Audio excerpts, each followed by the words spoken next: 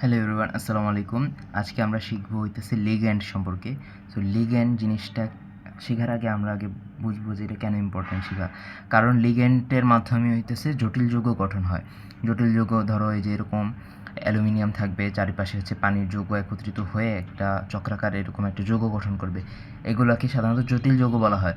So এই সকল জটিল যৌগ ব্যাখ্যা করতে আমার লিগ্যান্ড প্রয়োজন। তাছাড়া যদি সন্নিবেশ সমযোজী বন্ধনও ব্যাখ্যা করতে চাই, অর্থাৎ কেমিস্ট্রির কোর কনসেপ্টগুলো ব্যাখ্যা করার জন্য আমাদের লিগ্যান্ড প্রয়োজন, লিগ্যান্ড সম্পর্কে জানা প্রয়োজন। এই কারণে লিগ্যান্ড সম্পর্কে আজকে ব্যাখ্যা করব। সো লিগ্যান্ড জিনিসটা কি? লিগ্যান্ড হইতেছে কোনো একটা অণু কিংবা কোনো একটা আয়ন, এদের যদি সর্ববহিস্থ শক্তি স্তরে এক বা একাধিক যদি মুক্তজোর ইলেকট্রন থাকে, তাইলে সেটাকে আমরা লিগ্যান্ড বলতে পারবো। কি বললাম? যদি কোনো একটা অণু, যেমন পানির অণু, এটা একটা অণু, কিংবা কোনো একটা আয়ন, যেমন এই যে সায়ানাইড আয়নটা, এরকম অণু বা আয়নে যদি সর্ববহিস্থ স্তরে, অর্থাৎ ভেতরের শক্তি স্তর হলে হবে না, বাইরের শক্তি স্তরে যদি এক কিংবা একাধিক মুক্তজোড় ইলেকট্রন থাকে। এখন মুক্তজোড় ইলেকট্রনগুলো কি? যেগুলো হইতেছে তোমার বন্ধনে আবদ্ধ হয় না, কেমিক্যাল রিয়াকশনে এগুলা এই মুক্তজোড় এই ইলেকট্রনগুলো আর কি অংশগ্রহণ করে না। যেমন এই যে পানির যদি অণুটা ভাঙা দেখো, তাহলে দেখবা যে এই পানির অণুকে যদি আমরা ভাঙি তাহলে এরকম একটা স্ট্রাকচার পাই। এই অক্সিজেন হইতেছে কেন্দ্রীয় পরমাণু। এখন আমরা এই অক্সিজেনের দেখব যে ইলেকট্রন বিন্যাসে এই যে 2s2p এটা হইতেছে সর্বশেষ শক্তি স্তর। এখন এখানে মুক্তজোর আছে নাকি নাই এটা বুঝবো কীভাবে? তোমার যদি অক্সিজেনের সাথে যে 4 আর 2 6, অর্থাৎ অক্সিজেনের বহিস্থ শক্তি স্তরে 6টা ইলেকট্রন আছে, এর মধ্যে সে একটার সাথে হাইড্রোজেনের সাথে শেয়ার করে একটা বন্ড ক্রিয়েট করছে, সমযোজী বন্ধন। সেম এই হাইড্রোজেনের সাথেও করছে, অর্থাৎ এখান থেকে 2টা ইলেকট্রন গেছে, 2টা ইলেকট্রন বন্ধনে আবদ্ধ হয়েছে, কেমিক্যাল বন্ধনে আবদ্ধ হয়েছে। তাহলে বাকি থাকে কয়টা? 4টা, অর্থাৎ জোড়া জোড়া করলে 2 জোড়া। এই কারণে এই 2 জোড়া হইতেছে কোনো ধরনের বন্ধনে সাথে যুক্ত হয় না, যার ফলে এই দুইটা আলাদা থাকে, লোন। এই কারণে এদেরকে বলা হয় লোন পেয়ার, কিংবা বলা হয়, বাংলায় বলা হয় মুক্তজোড় ইলেকট্রন। সো এই মুক্তজোড় ইলেকট্রনগুলো কী করে?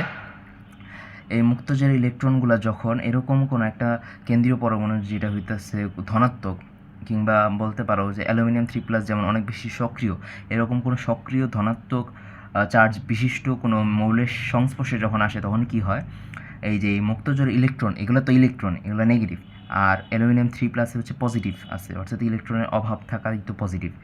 সুতরাং বিপরীত ধর্মী আধান কী করে? একে অপরকে আকর্ষণ করে। এই কারণে এই যে মুক্তজোড় ইলেকট্রনগুলো এদের এই অ্যালুমিনিয়াম 3+কে কেন্দ্র করে চারিপাশে আসা শুরু করে, এবং এখান থেকে পানি অণু আসে, এখান থেকে আসে, এখান থেকে আসে, এখান থেকে আসে। এইভাবে করে পানি অণুর সর্ববহিস্থ শক্তি স্তরে মুক্তজোড় ইলেকট্রন থাকার কারণেই কিন্তু অন্য একটা ধনাত্মক আধান বিশিষ্ট কেন্দ্রীয় পরমাণুর সংস্পর্শে আসার একটা সুযোগ তৈরি হয়েছে। এটা কিন্তু কেমিক্যাল বন্ড তৈরি হয় না, এটা হচ্ছে অনেকটা আয়ন ডাইপোল, যেই রাসায়নিক যেই আর কি আণবিক বন্ধনটা আছে, আন্তঃআণবিক বন্ধন, সেটা এটা কিন্তু একটা অণুর সাথে আরেকটা অণুর বন্ধন, এটা কিন্তু একটা মৌলের সাথে আরেকটা মৌলের বন্ধন না। যেমন পানির ভেতরকার বন্ধন তো রাসায়নিক বন্ধন, বাট পানির সাথে আরেকটা পানির যে সম্পর্ক সেটা হচ্ছে আণবিক বন্ধন। এরকম এই আণবিক বন্ধনগুলো কিন্তু আয়ন ডাইপোল বন্ধন, যেটা আর কি ভবিষ্যতে আমি এক্সপ্লেন করে দিব। এখনের জন্য বুঝে নাও, এটা হইতেছে আন্তঃআণবিক বন্ধন, যেটা রাসায়নিক বন্ধন বা ভ্যান ডার ওয়ালস বন্ধনে আমি এক্সপ্লেন করছি। সো এরকম আন্তঃআণবিক বন্ধনগুলা দৃঢ় হইতে পারে শুধুমাত্র এই যে এই লিগ্যান্ডেই হইতে পারে, কারণ লিগ্যান্ড মানে হইতেছে অণু বা পরমাণুর বহিস্থ শক্তি স্তরে এক বা একাধিক মুক্তজোড় ইলেকট্রন থাকবে। এই মুক্তজোড় ইলেকট্রন থাকার কারণেই এই কেন্দ্রীয় পরমাণু ধনাত্মক আধানের সাথে আর কি আকর্ষণ তৈরি করে একটা বন্ড ক্রিয়েট করতে পারবে, এবং এর মাধ্যমে একটা জটিল যৌগ তৈরি করতে পারে। যেমন এই কেন্দ্রীয় পরমাণুকে কেন্দ্র করে চারিপাশে একত্রে আসছে এবং গঠন করছে, একটা আন্তঃআণবিক সম্পর্ক গঠন করছে। এই কারণে কিন্তু এটা জটিল যৌগ। আর এভাবে জটিল যৌগ তৈরিতে এই যে পানির মতো বিভিন্ন ধরনের লিগ্যান্ড সাহায্য করে।